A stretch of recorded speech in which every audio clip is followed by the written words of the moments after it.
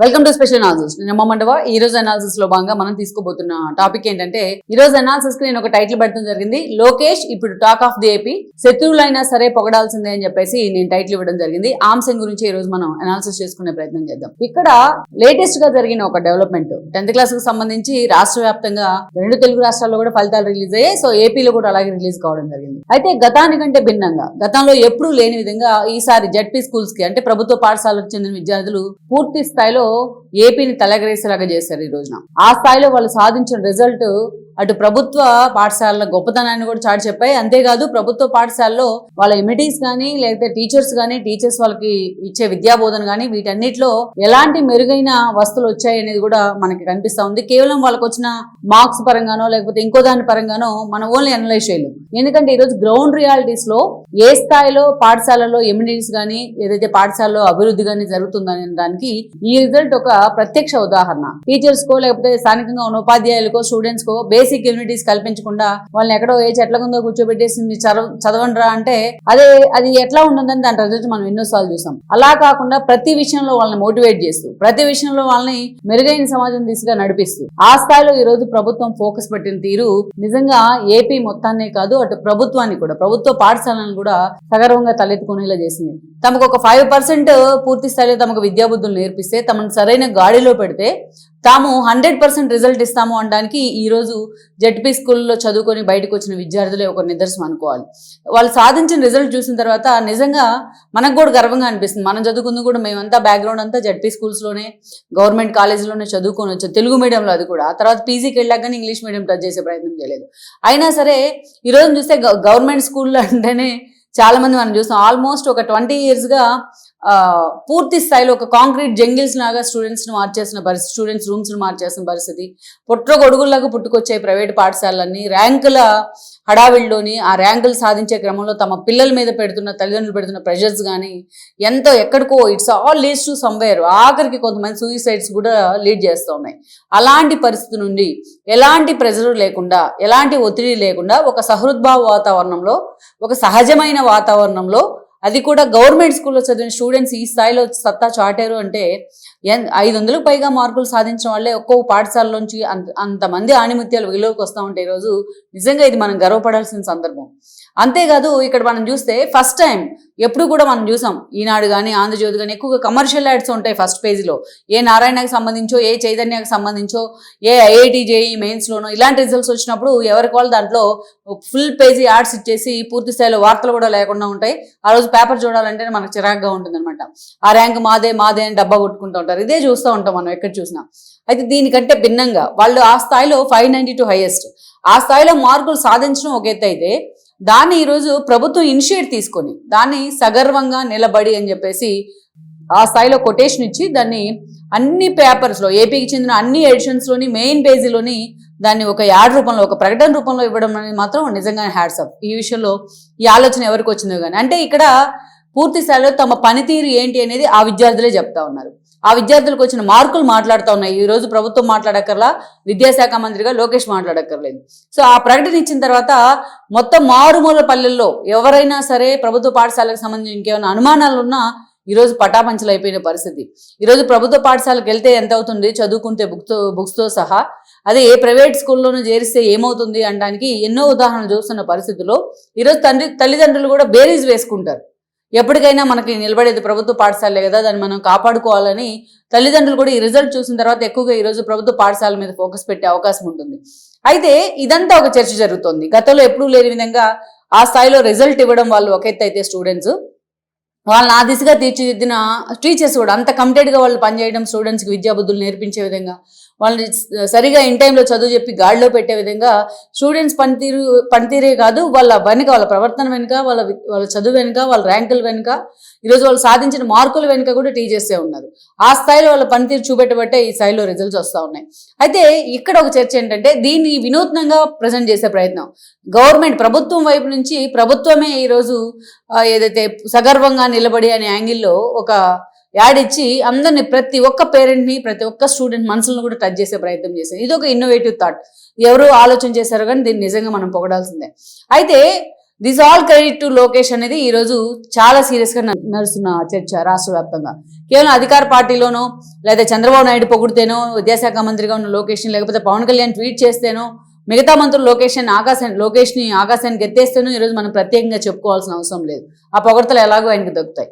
కానీ ఈరోజు ప్రత్యర్థి పార్టీలో కూడా ఇలాంటి చర్చ జరుగుతోంది. గవర్నమెంట్ స్కూల్స్ విషయంలో జగన్మోహన్ రెడ్డి గతంలో నాడు నేడు పేరుతో ఎలాంటి అరాచకాలు చేశారు, వైఎస్ఆర్సీపీ నేతలంతా, స్థానిక నేతలంతా నాడు నేడు పేరు నిధుల్ని ఎలా దారి మళ్లించారు, ఎన్ని చోట్ల ఆ నిధులన్నీ వృధాగా పోయాయి అనేది ప్రతి ఒక్కరికి తెలిసిన విషయమే. కానీ జగన్మోహన్ రెడ్డి ఎక్కడికి వెళ్ళినా నాడు నేడు పేరుతో ఉదరగొట్టుకునేవాళ్ళు. ఆ మధ్యలో ఇంగ్లీష్ యాక్సెంట్ పేరుతో కొంతమందిని తీసుకొచ్చి పాపం స్టూడెంట్స్ని తన ముందు మాట్లాడిస్తే అది ఎంత ట్రోలింగ్ గురైందో మనకు తెలుసు. ఇప్పటికీ ట్రోలింగ్ గురయ్యారు పాపం వాళ్ళు. స్టూడెంట్స్ వాళ్ళ జీవితాలతో ఆడుకునే ప్రయత్నం చేశారు. అమ్మఒడి అంటారు, అమ్మఒడికి సంబంధించి ఏం జరిగింది అనేది కూడా మనం చూసాం. సరే, ఇవన్నీ చెప్పుకుంటే చాలా లోతుల్లోకి వెళ్తాయి. కానీ ఈరోజు విద్యాశాఖ మంత్రిగా ఈ క్రెడిట్ లోకేష్కి దక్కుతుందనేది ఒక ఎత్తు అయితే, బట్ ఈరోజు వైఎస్ఆర్సీపీలో కూడా ఆయన ప్రత్యర్థుల్లో కూడా ఆయన చర్చనీయాంశం అవుతా ఉన్నారు ఈ విషయం కారణంగా. నిజానికి లోకేష్ ఏదైతే మొన్న ఎన్నికల్లో గెలిచిన తర్వాత టీడీపీ క్యాడర్ అనుకుంది ఆయనకి మంత్రి పదవి ఇస్తే పార్టీకి దూరం అవుతారు, పార్టీని పక్కన పెట్టేస్తారు, ఆయనకి మంత్రి పదవి ఇవ్వద్దు, ఆయన ముఖ్యమంత్రి కొడుకే కాబట్టి ఆయన మంత్రి పదవి తీసుకోకుండా పార్టీ మీద ఎక్కువగా ఫోకస్ పెట్టాలని అందరూ కోరుకున్నారు. కానీ లోకేష్ ఎవరు ఊహించిన విధంగా అటు ఒక ఐటీ పరిశ్రమ, ఐటీ శాఖ మంత్రి, అదేవిధంగా చూస్తే ఇటు విద్యాశాఖను కూడా తీసుకోవడం జరిగింది.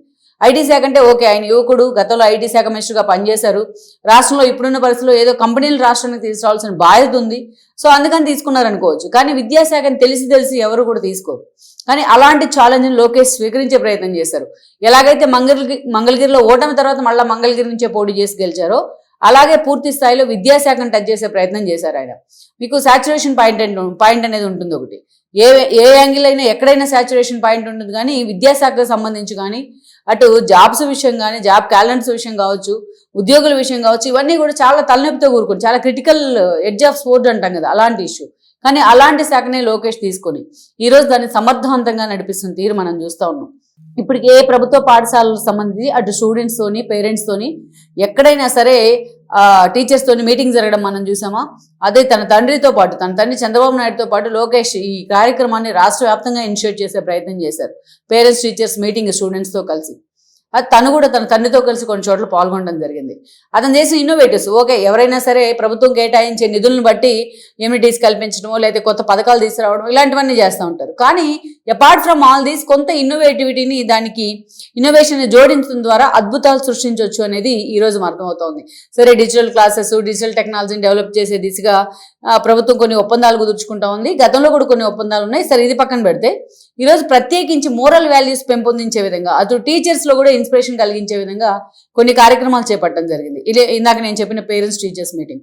అంతేకాదు స్టూడెంట్స్కి విద్యాబుద్ధులు, నైతిక విలువలు నేర్పించేలాగా మనం చూస్తే గరికపాటి నరసింహారావు దగ్గర నుంచి ఈరోజు చాగంటి కోటేశ్వరరావు దాకా వాళ్ళని కూర్చోబెట్టి వాళ్ళకి పూర్తి స్థాయిలో ఆ విద్యాబుద్ధులు, దానికి కొంత ఎసెన్స్, మీరు పెరిగి పెద్దయినాక ఏదైనా కష్టం సాధించాలంటే ఏం కావాలనే దానికి సంబంధించి వాళ్ళకి ఆ ఎసెన్స్ కూడా యాడ్ చేయించారు. అంతేకాదు ఈరోజు మాక్ అసెంబ్లీ నిర్వహించారు 2-3 సార్లు స్టూడెంట్స్ని పిలిచి. ప్రతి కాన్స్టిట్యున్సీ నుంచి, జడ్పీ స్కూల్స్ నుంచి స్టూడెంట్స్ని తీసుకొచ్చి వాళ్ళతోనే మాక్ అసెంబ్లీ పెర్ఫామ్ చేసేలాగా చేయడం జరిగింది. వాళ్ళకి రాజకీయాలంటే ఇంట్రెస్ట్ కూడా కలిగే ప్రయత్నం చేస్తూ ఉన్నారు లోకేష్. ఎక్కడికి వెళ్ళినా యూనివర్సిటీని టచ్ చేయడం, లేకపోతే ఎక్కడైనా స్కూల్స్కి వెళ్ళడం, విజిట్ చేయడం, వాళ్ళతో కలిసి మధ్యాహ్న భోజన పథకంలో లేదా కూర్చోవడం, వాళ్ళతో డిస్కస్ చేయడం, వాళ్ళు అడిగిన క్వశ్చన్స్కి అంతే ఓపికగా సమాధానం చెప్పడం, ఇదంతా ఒక పాజిటివ్ వైబ్ క్రియేట్ చేస్తూ ఉంది. అటు ఎక్కడైతే టీచర్స్లో సైతం ఎక్కడైనా ఒక టీచర్ డిఫరెంట్గా ఒక స్టూడెంట్కి విద్యాబోధన చేసి దాన్ని ఎక్కడైనా ఎవరైనా వీడియో చేసి సోషల్ మీడియాలో పోస్ట్ చేస్తే లోకేష్ పర్టికులర్గా ఆ టీచర్కి ఫోన్ చేసి వాళ్ళని అభినందిస్తూ ఉన్నారు. అంటే ఒక పాజిటివ్ వైబ్ క్రియేట్ చేస్తుంది. ఆమె లోకేష్ పొగిడారు కాబట్టి ఈరోజు ఇంకొకరు కూడా అదే దారిలో వెళ్ళే అవకాశం ఉంటుంది. ఇలాంటి యాంగిల్స్, ఇలాంటి చాలా సంఘటనలు జరిగాయి. ఇంతేకాదు అటు ఏదైతే యూనివర్సిటీ దాటి బయటకు వచ్చిన విద్యార్థులకు మనం చూస్తున్నాం, జాబ్ క్యాలెండర్ల దగ్గర, జాబ్ క్యాలెండర్కి కట్టుబడి ఉన్నాను అని చెప్తూ డిఎస్సి ఏదైతే ఫార్మ్స్ కూడా ఇవ్వడం జాబ్లకు సంబంధించి. ఇలా 1 కాదు 2 కాదు ఆయన చేసిన విధానాలు. ఇంకోటి మీరు చూస్తే దీన్ని మనం గొప్పగా చెప్పుకోవాలి. ఇక్కడ విద్యార్థి సంఘాలు అంటే విద్యార్థి సంఘాలు పుట్టింది ఒక మంచి కాజ్ కోసమే. కానీ రాను అది పూర్తిగా విద్యార్థి సంఘాలు పార్టీకి అనుబంధ విభాగాలు అయిపోయి అవి అంతా పొలిటికలైజ్ అవుతున్నాయి అనేది ఒక విమర్శ ఉండింది. వాళ్ళందరినీ కూర్చోబెట్టుకున్నారు లోకేష్ తన మంత్రిని కొత్తలో. మీరు ఇష్యూ నిజంగా ఉంటే మాతో డిస్కస్ చేయండి, మాతో మాట్లాడండి వచ్చి ప్రభుత్వంతో నేరుగా, బట్ స్టూడెంట్స్ని మాత్రం మీరు యూనివర్సిటీలో రాజకీయాల్లోకి లాగే ప్రయత్నం చేయమాకండి అని చెప్తా ఉన్నారు ఆయన ఎక్కడికి వెళ్ళిన. చాలా ఇది నిజంగానే వెల్కమ్ చేయాల్సిన అంశం. అంతేకాదు ఎక్కడికి వెళ్ళినా చిన్నపిల్లల చేతిలో మీరు పొలిటికల్ పార్టీస్ జెండాలు పెట్టొద్దు అంటే ఆ జెండాలు ఎవరి చేతిలో ఉన్నా తీసి వాళ్ళ పేరెంట్స్కి ఇస్తూ ఉన్నారు. పేరెంట్స్ని కూడా వార్న్ చేస్తూ ఉన్నారు, మీరు పిల్లల మీద బలవంతంగా రాజకీయాలు రుద్దొద్దు అని చెప్పేసి. సో ఇలా ఎక్కడికి వెళ్ళినా అటు ప్రత్యేకించి ఒక విద్యాశాఖ మంత్రి, గతంలో మనం చూసాం విద్యాశాఖ మంత్రిగా ఆదిమూలం సురేష్ ఉన్నా, తర్వాత బొత్స సత్యనారాయణ ఉన్నా ఏ రోజు వాళ్ళు రివ్యూలు చేయరు. అవన్నీ కూడా సజ్జల అండర్లోనే రివ్యూలు జరుగుతూ ఉంటాయి. విద్యాశాఖ మంత్రిగా పాపం బొత్స లాంటి ఒక సీనియర్ నేత ఉన్నా కూడా ఆయన శాఖ మీద ఆయనకు అవగాహన ఉండదు, ఆయన శాఖ మీద ఆయనకు పట్టు ఉంది. ఆ స్థాయిలో హేళన చేశారు విద్యాశాఖని వీళ్ళు.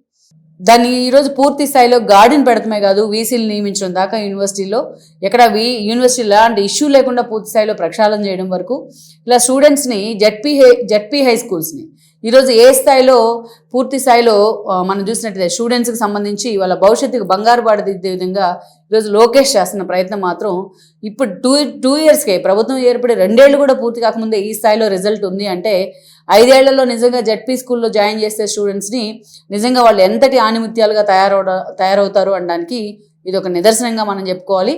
అందుకే ఈరోజు ఆయన్ని ప్రత్యర్థులు కూడా పొగుడుతూ ఉన్నారంటే అది అతిశయోక్తి కాదు.